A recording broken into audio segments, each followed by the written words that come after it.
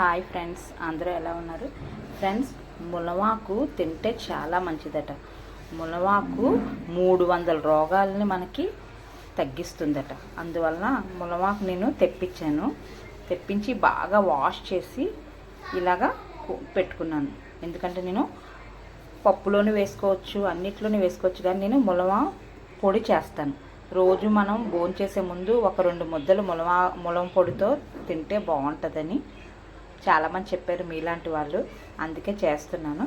మీరు కూడా ఇంట్లో ట్రై చేయండి. ముందుగా నేను మునగాకుని బాగా వాష్ చేసుకొని పక్కన పెట్టుకున్నాను. దాంతో కలపడానికి కొంచెం కరివేపాకు కూడా బాగా వాష్ చేసుకొని ఇలా పక్కన పెట్టుకున్నాను. ఈ విధంగా ఒక కళాయి పెట్టుకొని నూనె మట్టుకు నూనె వేయకుండా ఈ మునగాకు ఇలాగ అంతా వేసుకొని మనం సిమ్లో పెట్టుకొని ఫ్రై చేసుకుందాం. చూసారా ఫ్రెండ్స్, బాగా ఫ్రై అయిపోయింది.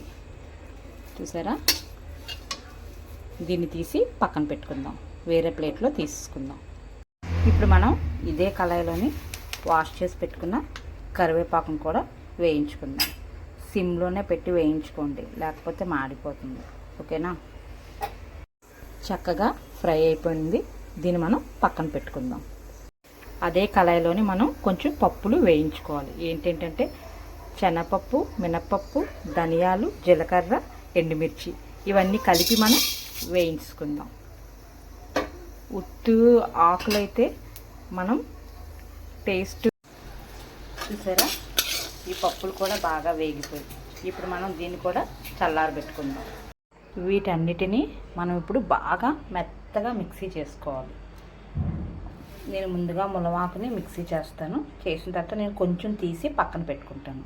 మీకు చెప్పాను కదా ఇందాక, బ్రష్ చేస్తున్నప్పుడు కొంచెం చేతిలో వేసుకొని ఈ మునగాకు పొడి, కొంచెం మిరియాలు, కొంచెం పసుపు వేసుకొని చక్కగా బ్రష్ చేసుకున్న తర్వాత మనం టీత్కి అన్నీ పెట్టుకొని బ్రష్ చేసుకుంటే మనకి టీత్ ఇన్ఫెక్షన్ లేకుండా ఉంటుంది.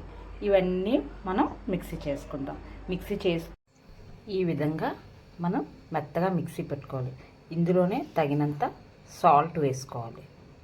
ఈ పౌడర్లోనే ఇంకా బాగా మనం మిక్సీ చేసుకోవాలి. మనం మిక్సీ చేస్తున్నప్పుడు హీట్ ఎక్కిపోతూ ఉంటుంది మిక్సీ. కొంచెం ఆపి చేయండి. నేనైతే కొంచెం ఎక్కువ చేసుకున్నాను కాబట్టి కొంచెం ఎక్కువ టైం పడుతుంది. సరేనా ఫ్రెండ్స్? చూసారా, ఇలాగా పౌడర్ చేసుకోవాలి. మీకు కొంచెం దగ్గర చేసి చూపిస్తాను. ఇది రోజు మనం వేడన్నంలోని కొంచెం నెయ్యి వేసుకొని తింటే చాలా బాగుంటుంది. మీరు కూడా ఇంట్లో ట్రై చేయండి. ఏదైనా ఒక కంటైనర్లోని లేదా ఒక బాటిల్స్లోని ఎందులోనైనా సరే మనం స్టోరేజ్ చేసుకోవచ్చు.